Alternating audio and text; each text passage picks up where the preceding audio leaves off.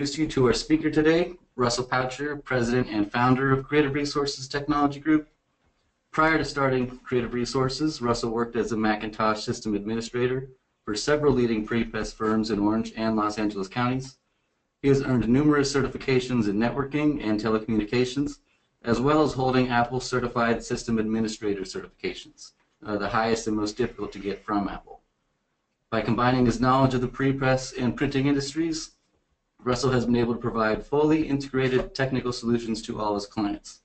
Over the years, Creative Resources has been heralded for its unique blend of technical expertise and customer service.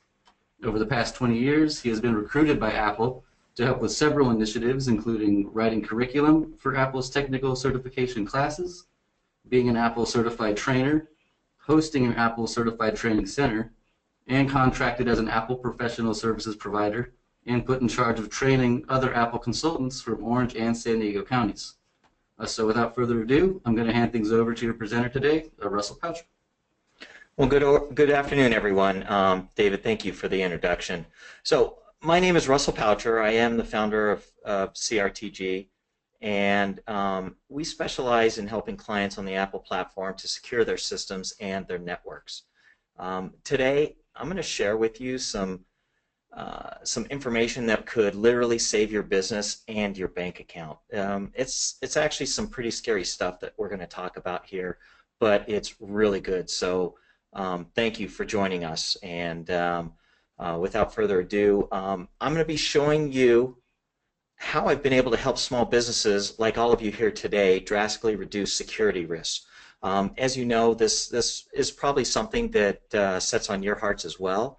And it's something that especially business owners think of quite often. I think most of you are going to be shocked at what I'm going to share with you, but the good news is that you'll know about these threats and be able to protect yourself and your organization against the growing army of cyber criminals. And these guys are working day and night to hack your systems to steal data. I mean, not specifically your system, but we don't know who they're targeting at any given time. Now, I know that you're likely on this webinar because you are concerned, and rightfully so, about protecting you and your company from the vast and growing number of cyber threats out there today, be it ransomware like the recent CryptoLocker Trojan, bank, credit card fraud, rogue employees and regulatory actions being taken against you, or simply being down for hours or days due to a virus or employee mistake. Now, we don't have as many risks on the Apple platform, but too many people dismiss it just because, hey, I'm on the Apple platform, I don't have to worry about viruses and Trojan horses. But it's amazing how many things will affect the Mac, and the malware out there has been increasing dramatically on the Mac side. Ultimately, I know you're here to make sure that you don't lose everything and that you've worked so hard to achieve in an instant, especially since it can be prevented. Good news here is that all of this can be prevented or your risk significantly reduced with a few simple things put into place now. These are not difficult things to put into place, but let's jump right into it and show you some of the things that we're going to talk about for you. Okay, during this 1-hour webinar, we're going to talk about number one security threat to your business, right? And don't be fooled about antivirus and firewalls blocking you against everything, because they're not going to necessarily. They are a good starting point. And then I'm going to give you a shocking truth about bank fraud that most businesses don't know that could literally wipe out your bank account. Many people don't realize that FDIC does not protect against bank fraud. Many business owners think that their bank will protect them if a hacker siphons money out. You may have some recourse, but it's a pretty minimal amount. It is not insured against that. Okay, so if anything like this does happen to you, the quicker you're on it, the quicker you can call your bank, the more likely it is you're to get things back. We're going to talk about why firewalls and antivirus software aren't enough by themselves anymore, right? We're going to use a combination here. And then also how mobile phones and cloud applications are seriously jeopardizing your organization's security and data protection, and some of the things that you can do to protect yourself. Okay. Most businesses are having mobile and cloud technologies leak into the organization bit by bit, right? Sometimes you might be adding on hosted email, you might be adding on Dropbox or any kind of technology like that, but it's a little bit at a time without any strategic intention. And because of that, it may be exposing your company and yourself to risks. Here's the reality. Most of you are already using cloud computing and already have employees using mobile devices to work. It's a trend that is not showing any signs of slowing down. However, most of you are adding on these elements in a slapdash, haphazard way instead of being smart and strategic about it. And because of that, you're making expensive mistakes and exposing yourself to unnecessary risks. And these are the kind of things that we don't realize till after it's done because we don't know what we don't know. So you're kind of navigating these waters and trying to figure it out. I'm going to be here to help you try to learn a couple of the key points to help you get ahead, right? We don't want you to be that sitting duck out there for cyber criminals. And as a bonus, for anybody who stays on through the end, we're going to go ahead and give you this free BYOD policy template for your business. This is something that we have a lot of policies in place that we can customize and give out to our staff and to our clients. And they help you to set the terms so that you are not held legally liable in a court of law, especially against the labor board. So there's some good stuff, and it's a very simple contract, or not really a contract, but an agreement that you have your staff sign so that they know these are what I'm expecting. Here's my expectations of you working in this company. Question I always get asked is, who is CRTG? Well, we're the #1 ranked member of the Apple Consultants Network in Orange County, San Diego, and Inland Empire for professional services on the Apple platform.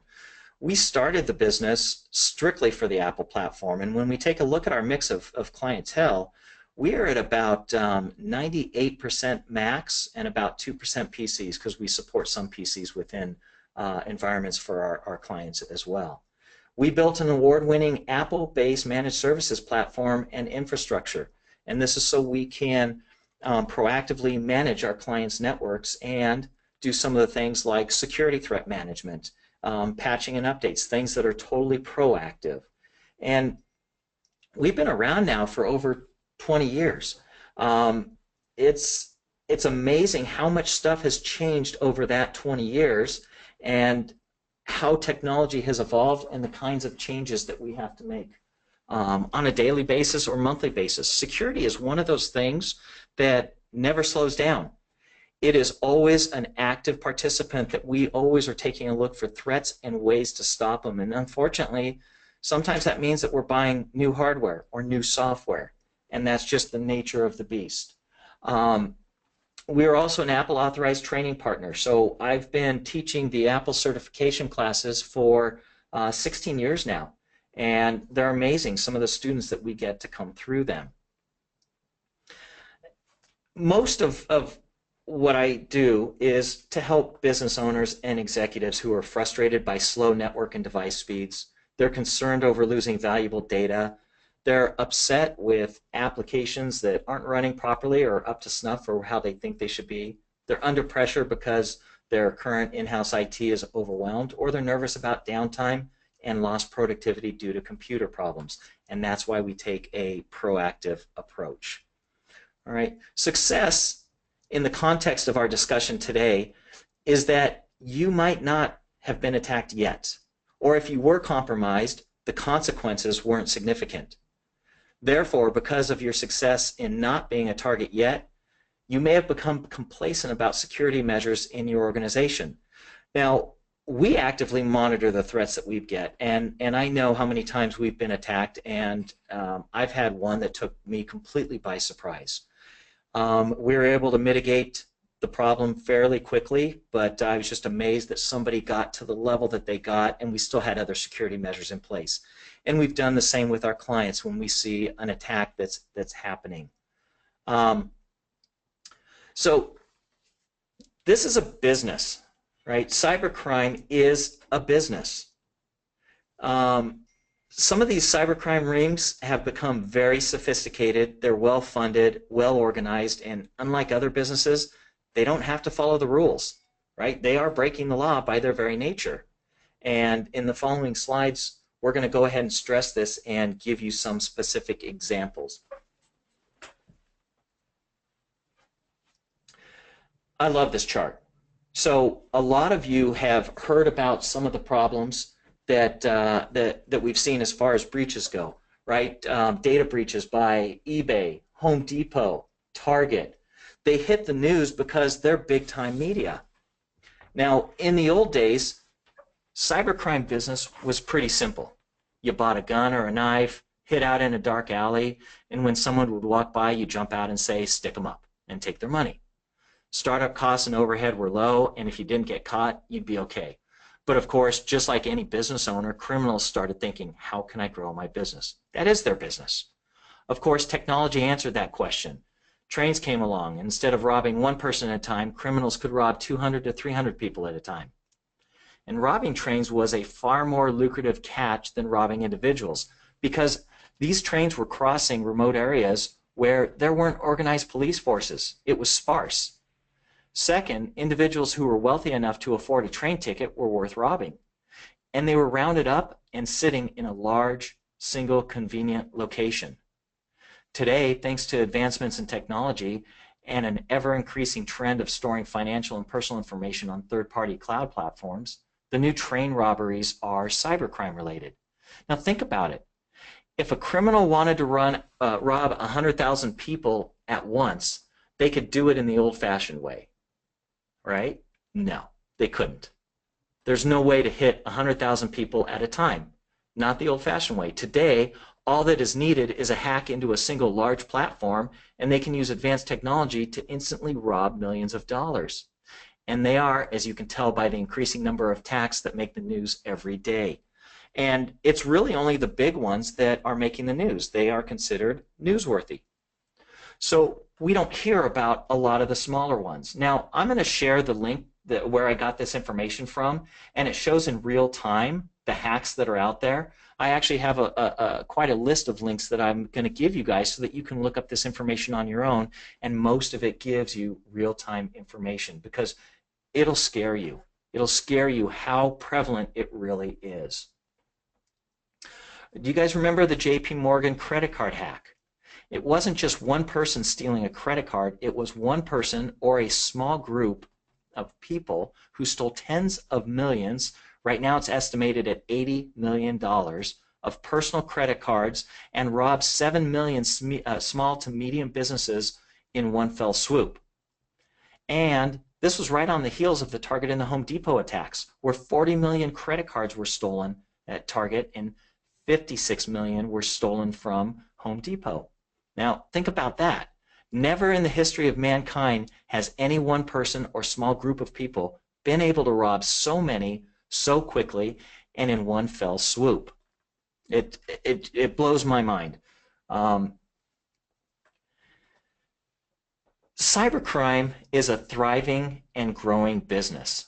Not just a few guys in a garage hanging out, although that may happen too, but anything you might need to steal data and rob people can be purchased. You can find it on the darkest parts of the internet. Some of it's very easy to find. You can now buy credit card details, social security numbers, and a number of other programs, devices, and software that allow you to set up your own crime ring. It is a thriving business. And if you take a look at the details that I'm putting up on the screen, you've got iTunes account, physical credit cards selling on the black market for $190, card cloners, and I had a brand new credit card and somebody showed me at a black hat seminar, it had one of those chips on it, and he was able to take a copy of that entire card in less than 6 minutes. It was amazing how quick that they had already cracked this new technology. Believe it or not, fake ATMs get in there too. So I always get asked this question about, what about Apple Pay? What about Samsung Pay and Google Wallet? Well, so far, Apple Pay has been the most secure of all three of those, with Samsung Pay falling just barely behind it. They're really close, and these are phenomenal ways of securing your money and securing your transactions. Now, Google Wallet, they've had a little bit of problems. it's still way better than dealing with straight credit cards, right? A lot less problems there. Anyone can easily buy the training tools and services for committing fraud, hacking the systems, etc., just on the dark web. It is fairly easy to do. It's fairly easy to find, right? You just Google it these days. I've had different clients ask me, and they say, well, I'm just a small business. I'm not a Target or JP Morgan, so nobody will want to hack us. Wrong. Like the analogy that I gave a little bit earlier of us getting attacked. Why would anybody attack us, right? We're a small IT-based company, and it happens. People are looking for the lowest hanging fruit. So if you're the lowest hanging fruit, you may have already been attacked. These larger companies, they have very sophisticated security systems in place. They are constantly monitoring what's going on. So it's easier to hack a small or medium business than it is one of the larger businesses. They're just not, the big ones, they're just not easy to hack. Therefore, if they are getting hacked, getting into your business is a cakewalk, which is why you are a bigger target than these larger institutions. The prize might not be as big, but you are far easier to rob than larger institutions, which makes you a prime target. And since cybercriminals have automation tools, they can make a large sum of money simply by targeting a few hundred or thousand small businesses. And you just don't hear about these attacks for the small and medium businesses because they don't make national news. The news wants to focus on the big stories. That's the drama. That's what sells the headlines. And second, most small businesses don't know they've been hacked or don't report it as they should because maybe they're embarrassed or afraid of legal and reputational consequences. And yes, there are legal consequences. We're required to report it within 2 days when we have discovered a breach has happened. And there can be fines levied if they find that it was negligence. Okay? So 1 in 5 small businesses falls victim to cybercrime each year, and that number is growing. We are considered the low-hanging fruit. That's why it makes it fairly easy. And again, the automation of the systems makes them go from one IP address to another, from one website to another. Half of all cyber attacks are aimed at SMBs, right? SMB means small and medium businesses. What is this number? It's the average estimated cost associated with a stolen record, according to Ponemon Institute, which tracks all of this information. But that number can't encompass all of the costs of a data breach to your organization, such as reputational damage, right? How are your clients going to think about you if they found out that you've been compromised, or even worse, that you were compromised and didn't tell anybody? Loss of clients. Yeah, that definitely happens, right? People say, well, wait a minute, I don't feel safe anymore. Class action lawsuits or individual lawsuits. Legal fees. And I'm sure all small business owners know that, you know, we're in a very litigious state in California. And for those of you that are out of state, I am calling from rainy California right now. But California is one of the most litigious states in the United States. So our legal fees can grow pretty high pretty quick. Compliance lawsuits. I've gone into so many of our clients, and I always ask that question of what compliance issues do you have to, what guidelines do you have to follow? And almost all of them say none. And a quick question is, well, do you accept credit cards? Yes, we do. Okay, then that's part of PCI compliance. So most companies do have different compliances, and you just need to know, because again, we don't know what we don't know. How about the replacement of that data? How are you going to do it? How do you know if it's all back? And how do you know if there's still not a backdoor into your servers or into your data? And what is that downtime costing you? Or in other words, the loss of productivity when a server is completely taken offline. Okay, SMBs still have valuable information that can target some of your clients. We want you to be a good steward of their information as well and properly lock it down. Okay, think about it. You can't just think a simple firewall and antivirus is good enough these days. There's got to be a mix of tools that we're using. And with the proliferation and sophistication of these attacks, having a firewall and antivirus is like trying to stop a tank with a squirt gun. We all know how that's going to go, right? This is a very new statistic that came out from Symantec and shows that there are 1 million new threats per day of malware. This could be a new strain of malware, but more likely it's somebody got a hold of it and tried to send it to somebody, right? Try to send it to a whole list to see is anybody going to bite on this new strain of malware or this version of my malware. So 1 million a day, that number just blows my mind. And like I said about bank fraud, the FDIC does not protect you from bank fraud, and the bank is not responsible for getting your money back. And the safest thing you could do right there is make sure, and I'm going to talk about this more, excuse me, make sure you have notifications on your bank accounts when a transaction over X dollars is going to happen. Make sure you're constantly monitoring it, because the quicker you can get this information to your bank, the quicker they can make modifications to it, make some changes to it. Okay. This slide alone makes it worth your entire time that you've spent on here, right? We're asking you just spend 1 hour, but if you take a look at some of these bullet points, they are phenomenal. They give you all of the information in one slide. So cancel your debit cards. They are the #1 way bank accounts get compromised. Even if they have the MasterCard or Visa logo on it, it's still a much more difficult fight. Okay? Have a dedicated PC or computer for online banking, and don't use that PC for accessing any other websites, email access, social media sites, or for downloading files and applications. In our office, my accounting team, they are strictly doing accounting on those systems. Anything else, they're on a different system. Sign up for email alerts from your bank, or text alerts, even better, right? Comes in real time, beeps through on your phone whenever, say, a withdrawal over $100 happens.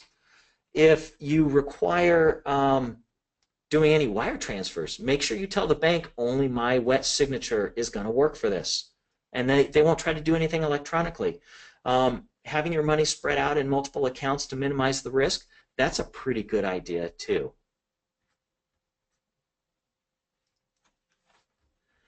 All right, so I've got a slide up here about social media, and this actually is a phishing scam.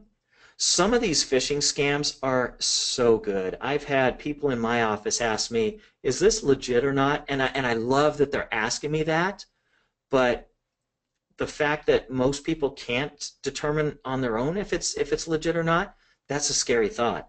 And I've even had some that, we deal a lot with Apple Computer, Apple Inc.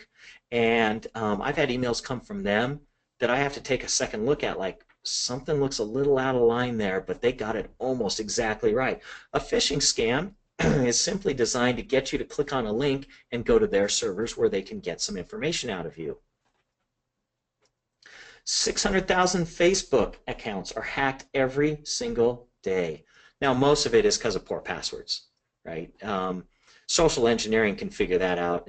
My son was reveling in the fact that he figured out my wife's password pretty quickly by just knowing enough information about her, and that's called social engineering. So that can be done pretty easy. Take a look at this, though. You get a significant loss of productivity within your organization just because of social media. Now, I know the guy that introduced me, he probably spends 5 or 6 hours a day on Facebook, and he doesn't think I know, but I do. He's sitting right here. So if you take a look, 39% of employees spend less than 1 hour a day on Facebook or social media of any type. The numbers that get a little scary are 2 to 5 hours. Oh my gosh, 6 to 10 hours. So you've got 29% of people that are in the range of 2 to 10 hours a day. That's nearly a third of everyone at up to 10 hours a day. Now, the highest rates were Tumblr, followed by Facebook, Twitter, Instagram, and Snapchat. No, that's not me. I didn't take a picture of myself. My feet are smaller than that. But you can get a lot of bad PR, right? Does anybody remember this scandal? So that went pretty viral very quickly. And that was 4.5 years ago. Burger King employee. Now, there was a writer that once asked a literary agent what kind of writing pays the most. Her answer was simple: ransom notes. How many of us have heard about the CryptoLocker Trojan? For those of you that run only a Mac-based platform, yeah, we got CryptoLocker on the Mac too. We've got a bunch of different types of locking mechanisms that will encrypt your system and lock it out for you. So how are you going to get this data back if that happens to you? And I at least know on our systems here and our client systems that, hey, we're not paying the ransom. I'll get all your data back because I've got it stored off-site. I've got it stored at multiple locations, always 2 locations that we're storing it at. How much of your company's data is out on rogue cloud apps? This is huge. Somebody thought, hey, I'm going to test out Dropbox for the company, and they put some files out there, or maybe put all your files out there, find out that Dropbox didn't work, then they go and close their account. Well, guess what? Dropbox isn't going to delete that securely. They'll close your account, but that data is still out there. Most IT people don't even know the answer to this one. So make sure that it's done with intention and that you're documenting it and that you actually know how to get back and shut everything down properly. We want to do a secure deletion of data that we don't want on the cloud any longer. Now, this is also a good inroad to say, what cloud companies are you dealing with and what do they provide you as far as assurance of compliance? Right? How do you know your data is secure? Ask them. They'll provide it for you. It's on their web pages, but a lot of people don't know where to look for it, but they will provide you that information. This is a huge area for growth, mobile malware. And I know I've got the Android logo there, but and that's because they were the worst for a while. But we've got some malware on the iOS platform. Quite a few platforms have a ton of malware, and it's just escalating quickly. Okay, hold on. Now, part of the reason that I did want to stress on your iOS device or your mobile phones is how many of you have mobile phones? Pretty much everyone. How many of you use them to access your company email? I do. I'm pretty sure all of my staff does. How about your employees? How many of you have a password on your phone? That one just kills me because it's so easy to put a password on your phone, and that turns on encryption automatically. So if you don't have a password, anybody else can pick up that phone, and they've got free access to your data. All right, on your device, do you have any kind of kill switch, which enables you to wipe it if it's lost or stolen? Right? Hey, I don't know what happened to it, but you know what? I'm going to kill the data off of there to make sure that nobody else gets it because I've already got it backed up. So overwhelming message here is make sure you know where your backups are as well. So we have a lot of laws in California, and right now, if a device is lost or stolen and the data was not encrypted, you may have violated a California data breach law. So how many of us have on our own phone maybe our social security number or our driver's license? Somebody can get to it. We've already breached the law. We violated a data breach law. Most of us have credit cards on the phones.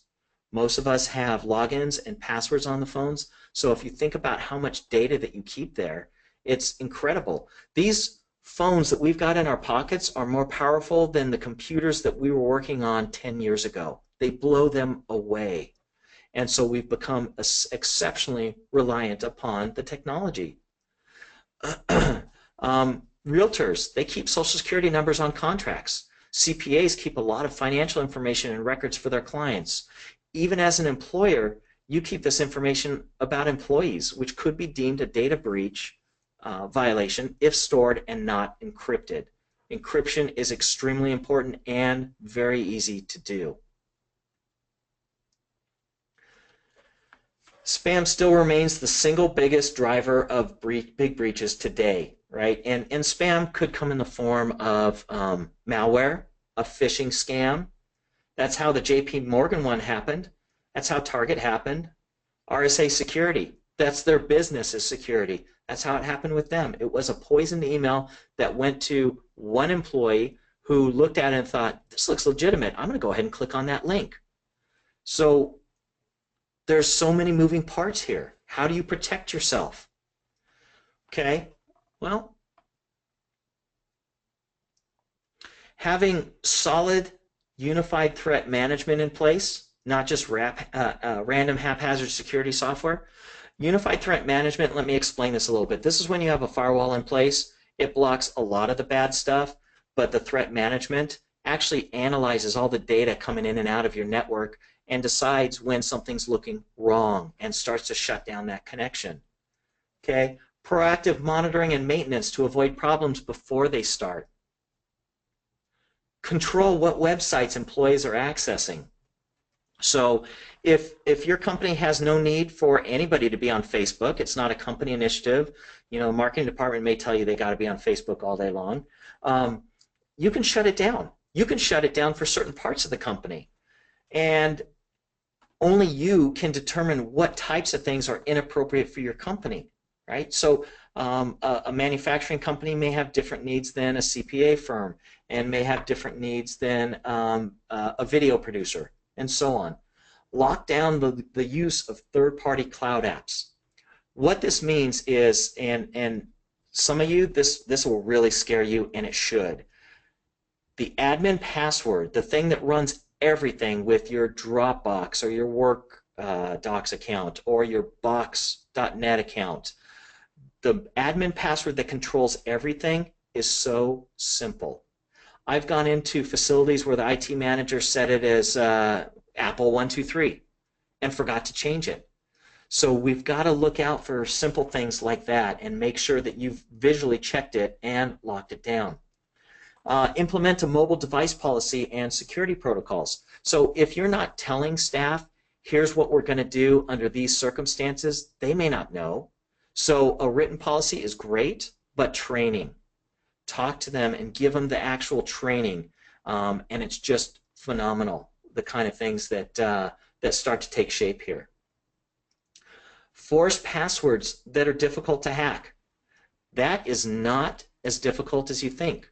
Most people reuse the same password over and over again. Now, within our organization here, we use a product called LastPass. It costs me $2 per user per year. That's cheap, right? And it allows me to randomize passwords for every single service and still give access to all of my staff. So they know exactly where to find their passwords. They actually don't even know what their passwords are in most cases. It autofills it for them. And there's other password managers out there. We just found LastPass to be incredible in a group setting, and I know that 1Password has created a group version of it. Splash ID has, but there's a lot of them out there. It's amazing when you start getting people to use these complex passwords. And you're going to have some people push back and say, well, wait a minute, I'm not going to be able to remember that password. Okay, let's just take my name for an example. And one of the easiest things you can do, if I wanted to have my name as the password, I could do a capital R, lowercase u, $$311. Okay, that alone is a fairly complex password, except we do want it to be 8 characters or longer. So that doesn't quite hit it. I would add one more character to it, but I could remember that. And your staff, if you put it in those terms to your staff, they would be able to remember that as well. Especially people that have access to financials. Make sure they've got really secure passwords. Back up your systems properly. This protects us against a number of threats. Now, what do I mean by a backup? Make sure that you have a local on-site backup, just in case, right? On the Mac side, Time Machine makes a great backup. I prefer to make it server-based, so Time Machine server, but even having a hard drive right there connected to your computer, that's awesome. But also make sure that you've got it in a secondary location. So there's a lot of providers out there that do off-site backups for you. We do it. CrashPlan. I'm not a huge fan of Carbonite on the Mac platform, but on the PC side, Carbonite works pretty good. There are a ton of off-site backups out there. iCloud does it as well. and they do a good job, and they're very inexpensive. So it makes it easy to do. And now we know we have a second copy. Why is that so important? Well, if you have a disaster, let's say there's a huge earthquake and your computer was in the office and everything got completely destroyed, unrecoverable. You can move to Colorado and tie into your online account and start bringing all your data back almost right away, right? Just as long as it takes to drive or fly to Colorado and buy a new computer. So that's why we want to have two ways to pull it back at any given time. Another key here is make sure you test your backups. So many people get a backup going and then they leave it at just that. Then when the time comes, they don't know how to recover their data. Or, worst case scenario, is it was backing up the wrong data and they didn't realize that. We had one client that was doing very expensive tape backups locally, and they weren't checking the data that was being written to the tapes, and they didn't want us to take care of it for them. When it came time, they had to replace one of their major RAIDs, and the tech from the company that manufactures the RAIDs ended up saying, or coming in saying, okay, I need to reformat the new RAID and then I'll move the data over. And I was there when he did that. His face turned white as soon as he hit submit. He had formatted the wrong RAID. And then we said, oh, no problem, we'll pull it off of the backup tapes. And we went and looked at it. It had been writing bad data for about the last 20 days, so everything was corrupted. Okay, so somebody asked about, should I be concerned about people hacking into my Wi-Fi? Absolutely. So best practices there are make sure that you're using WPA2 encryption and that you have a good password to get onto that as well. Don't allow guest access without a password either, right? No open networks. So you want to do due diligence with all of your Wi-Fi. And also, here's a real key fact and something that a lot of people don't think about. You had your old IT guy and he left the company. Maybe you parted ways on bad terms. And you decide not to change your Wi-Fi password. Your old IT guy still has access to your Wi-Fi, which means he has access to your whole network because he had the password embedded into his system. So lockdowns mean we got to change a lot of passwords or look for alternative methods for keeping things really secure. Employee education and user policies. So with the employee education, talking to them, training them, show them some phishing scams that you've seen come through and make sure they know why not to click on it. Get them to be as inquisitive as you are. And the usage policies, those are really meant to give some guidelines to, and when somebody reads it for the first time, they may say to you, gosh, I never even thought of that, right? It makes sense. And so there's no harm in giving them a user policy. Lock down the ability for employees to use home PCs and devices to access your network and cloud applications. In other words, you might want them to work from home, but think about the access to the data that they're getting. Is it something that could hurt you? If it got out to your competitors, is that going to be a huge security threat? And in most of the cases with our clients, they say, oh yeah, it would. How do I track that? Well, there's ways to do tracking too on what files get pulled. You won't have ways of tracking files that are coming off of Box.net or Dropbox, but some of the more sophisticated ones like WorkDocs allow us to track who pulled what and at what time. So make sure you know your entire infrastructure. The bottom line here is that you need to get serious about protecting your company against cybercrime. There are so many threats as I've outlined, and locking it down right now at this point in time is easy to do. And remember, it is a constantly changing environment. It does not stay the same, so you've always got to keep working at it to keep up to date on all the new threats that are out there. So what does this look like for us? Well, there's 3 steps to protecting your organization. You want to do, first one is the threat assessment. How do I know what I don't know? So in a lot of cases, this means you can jump in and start just thinking it through. You can Google some of this information. You can call in a professional that's going to do all the due diligence for you and check everything out for you, because that's really, it's such attention to detail. It's incredible. And what a threat assessment would show you is that, wow, I didn't even know that was a problem. I knew it existed, but I didn't know it was an actual problem. So we look at what's lacking in your security right now. How are employees using your company-owned devices? How are they using their individually owned devices, right? If they have it tied into any company stuff, if you allow that. And that's part of your user policies. What third-party cloud apps are you using? Are they trusted? Do you know that that user is using a good password? Because remember, you may have great passwords for 9 out of 10 of your employees, but you have one user that leaves it at change me. So that's going to be a huge security hole for you. Are your systems truly backed up? Have you tested it? Right? If they are truly backed up, how many places? You've got one local and one remote, you're doing pretty good.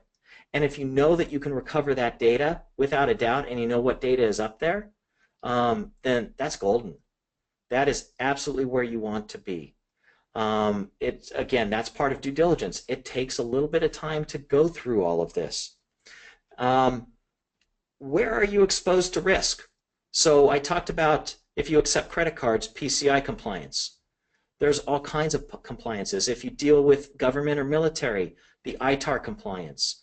That's mostly security based, so very few segments of the government, but military definitely.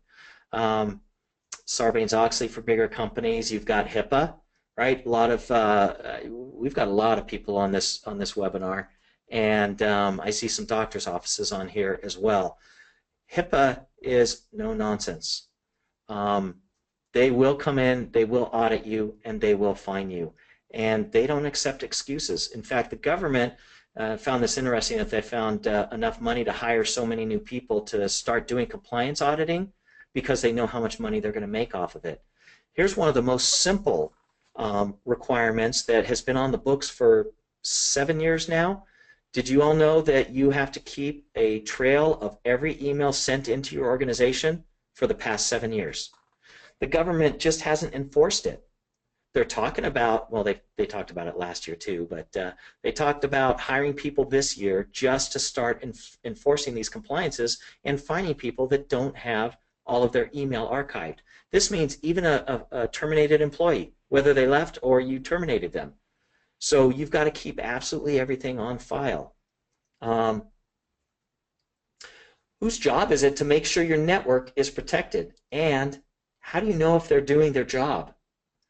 This is tough because there are so many factors. There's so much hardware and different ways of doing things. There is no perfect way to do it, no one right way. There's a lot of different ways. But the fact of the matter is making sure that you have everything dialed in and you're covering all of your bases. Okay, step number 2, your action plan. So after CRTG has done a threat assessment for you, is let's put an action plan in place. This is the things that we found, and this is what we'd like to change for you. So based on what's discovered, what do we need to do to ensure that our systems, data, and operations are secure from theft, compromise, or corruption? And this is not an easy report to digest for people, because some people, they just want to look the other way. Others are like, wow, that's overwhelming. Where do we start? Well, we'll help you with that, right? Taking steps in the right direction is the first step. And ongoing maintenance. You definitely don't want to take a set it and forget it approach to security, because your attackers won't. And like I said earlier, the security landscape is ever evolving. And we've dealt with a lot of enterprise level companies, and we take care of their Macs within those big companies. And I hear all the time from the CFO, why do we spend so much money on this security? Let's stop spending so much because we don't have any problems. Yeah, that's why you don't have the problems. It's because you're spending the money. And they have the deeper pockets to do that. But the little guys like us, well, we got to be wise about our money. And we've got to stretch it out and make it work for us. Okay, your first step is free. So at no cost or obligation, we'll come to your office and conduct a threat assessment. These are phenomenal, if I don't say so myself, where we'll assess the security of your servers, right? That's first and foremost. That needs to be protected. Your client workstations. Hopefully we don't have a lot of live data on there, but what we actually find, we got about 30% live data on average on every client workstation. And most business owners are scratching their heads saying, no, it's our policy. Everything gets saved up to the server. We'll find those issues for you and tell you how we can lock everything down. We'll take a look at the network. Excuse me. And this is from all aspects. So we're looking at your firewall. We're looking at your Wi-Fi, what kind of security you have in place. We're looking at backups. We're looking at mail hosting. We're looking at email archiving, and what you're doing to be proactive about the servers and the workstations, making sure that you're actually doing it on a regular basis. Because saying that I'm going to come through and run updates once a month, well, how many pieces of malware have come out once a month? 30 million, based on that statistic from Symantec. 30 million different variations that we've seen there. We'll look at the perimeter security. So it's not just the computer security. Are there other ways that we can get onto the network? And I'll give you the one quick scenario. So we were brought into a financial company, and they had me waiting in the lobby, and I saw an Ethernet port, right, a connection for my Mac. And I thought, just for fun, I was there for a security audit. Just for fun, I would plug in. So I plugged in. I had access to their back-end network, and they brought me into the room with their two top IT guys and said, well, we're here to do a security audit. We think we got this nailed down pretty good, but we wanted your opinion. And I said, well, take a look. They had a server called Pixie Server. And I said, take a look on Pixie Server. And they found a file that I had put there. And I said, I was able to go into your reception area and log into your servers. So we got a little bit of work here. And sometimes they're just really things that overlook the obvious. Because you think that's just too easy. But we're going to help you lock all of that down. And the legal compliance. None of us wants to get a fine from the IRS or the state board or any of these other compliance agencies. So we kind of go over the list of, well, let's see, you're in this industry, so these were the kind of compliances that you guys need to follow. And we give you all of the different aspects of it and how you would follow it better. Okay?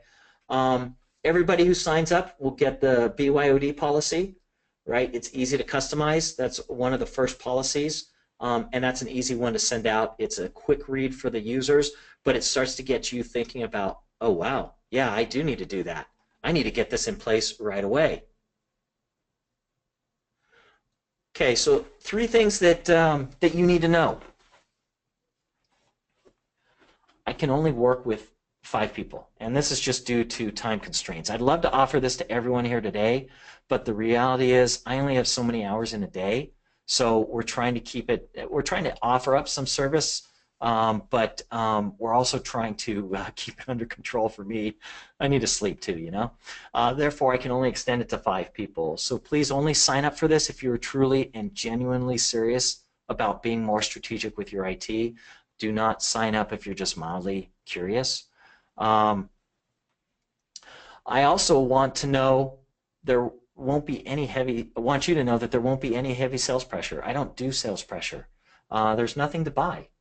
I'm just going to give you something that you can even take to your current IT guy and say, hey, can we implement all this? I've had a lot of people do that. And then they have bullet points that they can check off when their own staff implements it. Even if they're not an IT employee or an IT subcontractor, a lot of offices have somebody who just proved themselves to be better at the Mac than everyone else. So they said, okay, you're our go-to guy. And I see a few of you on the call here that are that go-to guy. Won't say any names out loud here, huh? But all I want to do is provide you with a lot of value, answer your questions, show you some ways to be smarter and more strategic about your IT investments. And for many of you, let's uncover some big risks that you're exposing yourself to that you might not have even been aware of. You know, we're in business to make money, so these fines, they're going to make you lose some money. Okay, and finally, there's an application process for this consultation, and that's because number one, I want to make sure I can help you, and number two, there's some information I'll need to get about you and your organization before we schedule the first meeting. So to help me prepare for our time together and to make the meeting as productive as possible, that's why we ask you to go through that application process. Okay. I had a couple of great links that I wanted to provide to you. Actually, one of them isn't showing here, but I'm gonna jump out of the slideshow here just real quick. So at noon, I actually, and you guys should be able to see this. I'll make it a little bit bigger.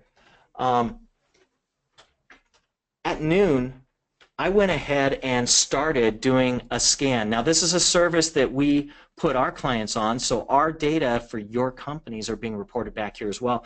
This is showing attacks in real time. These are just since noon, so a little under 2 hours now. You can see down at the bottom left, over 400 attacks that started from the United States going elsewhere. 223 attacks from China. 100 from the Netherlands. This is just in 2 hours, and this is, we don't have everybody reporting on here. There's a lot of attacks that we aren't seeing. Excuse me. And we're showing who the targets are of these attacks. So the third column over shows the United States as being the top one by far. We're more than twice as much as the United Arab Emirates. It also shows the attacker's IP. How do they get away with this? Why aren't they being arrested? Because it happens so fast, they shut down, they're offline. So they're able to shut down and get offline pretty quick. So people like the FBI, they're following a digital footprint. They're trying to track where these people are. So that's why I went ahead and gave you this link so that you guys could look it up yourself. Now, let me pop back into my, oh, there's all my links. So that one circle chart that was showing all the major breaches that happened recently, that's the top link there. And it's amazing just to watch what's going on in real time. And of course, these are bigger companies. The second one there, downdetector.com. I have people ask me all the time, well, how safe am I to host my business email on Google? Go to Down Detector and take a look at it. Take a look at how much downtime they really have. And this is one of the times where I say, you got to go with Microsoft. Look at their downtime. It is so minimal that if you sign up for Exchange Online, it's really good. Now, of course, I got to say that ours is even better, but they're a lot bigger than we are. And Microsoft actually does a really good job for hosting email and doing the email archiving. So if you have Google for your that's running your business email, or you have Microsoft doing it, for only $2 a month, you can add on their email archiving, and you meet compliance. Even if they walked in your doors 5 minutes after you turn it on, all they would say is, do you have this compliance in place? Yes, I do, and you can show them. They're not going to say, show me the last 7 years. Or, well, it depends on their mood, right? They might. All right. The datalossdb.org, that shows all the major breaches and gives detail about it. How many millions of accounts were compromised, what the compromise was. I had mentioned that we use LastPass.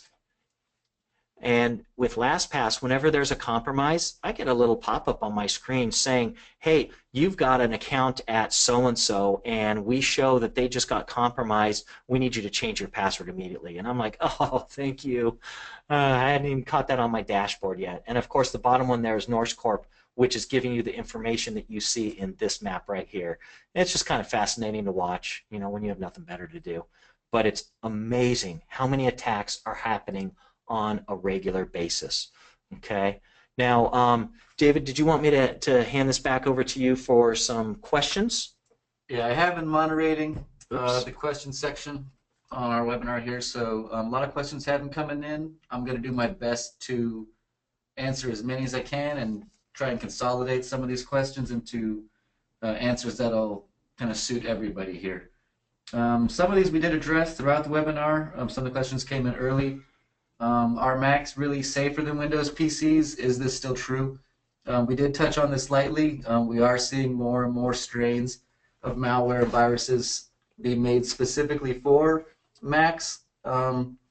The stereotype was Macs were the safer ones and PCs were just a much more profitable target for these hackers.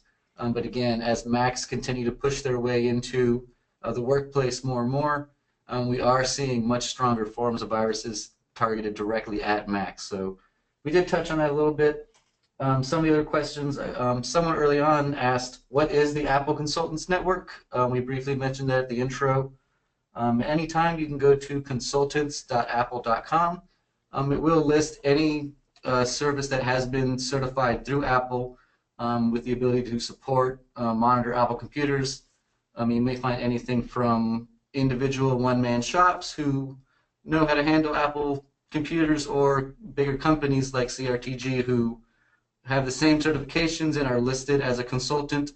But at any time you can kind of review, see who's in your area, or pick out who you might find with the most experience on the Apple platform. Again, that's consultants.apple.com. We did have some other questions asking what were those password apps that we didn't mention. Russell mentioned it again briefly. We do use LastPass here in our office, but there are several services which can automate those passwords for you. LastPass, the #1 password, TrueKey are a couple of examples. We always recommend using one of those to protect your businesses. That way not everyone's using the same generic last name 123 password. Someone asked if we have a good source for California compliance or data breach laws, somewhere you can read up on what compliances your business may be subject to. FCC.gov has a great list of all kinds of compliances on a per state basis, on an industry basis, some specifically for cybersecurity, and others, like we mentioned, for PCI compliance if you're handling credit cards. Again, we do have some healthcare facilities watching today. Any personally identifiable information, it could be a name and a phone number and an email you might be subject to. The last 4 digits of a social security number. There's a large list of things you would think to overlook which can still get you in trouble during an audit. So again, fcc.gov has a great list of any compliance guidelines for small business. Some of the other questions I'm looking at here.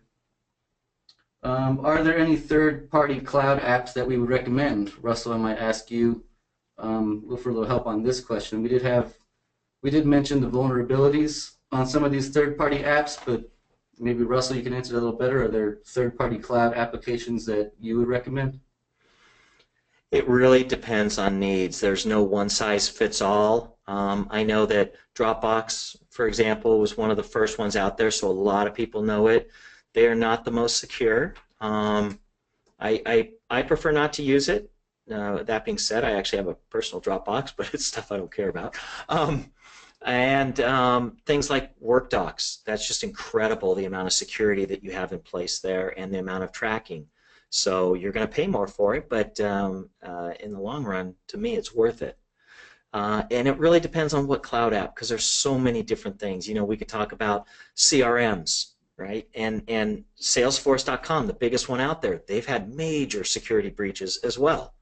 You got the smaller guys that have had their security breaches. So it really depends on your needs, and I'd be happy to discuss. I don't charge. You can call me and just say, hey, can I pick your brain real quick? I want to know about this XYZ technology. That's fine. Okay, I'm going to try and answer the rest of these questions. As I said, I've been monitoring throughout the webinar. We may not have time to address all of them, but please keep them coming, and I will do my best to email back an answer for everyone that does submit a question. We are running close to our end time here, so before I can really address any more questions, I just want to reiterate, for that threat assessment, anyone can sign up. I believe we do have to hold it to that 5-person limit just due to time constraints. But anyone could sign up for that at www.creativeresources.net/threat assessment. That's all one word. Again, creativeresources.net/threat assessment. I can go ahead and remind. Can you put that in the chat? I can put that in the chat, and I will be sending out an email for all the attendees today just so you do have another record of this. Again, if anyone does want that BYOD policy template for your own business, again, send a quick email. I'll be monitoring everyone who does submit a request in the chat. But I'll go ahead and post those for now. And any other questions, again, keep them coming, and I'll be sure to at least email you back an answer if I can't get to it today. All right. Well, we are a little bit over. I apologize for that. I know I get a little long-winded sometimes, but I'm passionate. Anyway, thank you so much for being a part of this. And if you have any questions at all, email me, call me. Either one is fine. All right. Thanks, and have a wonderful rest of your day. Bye-bye.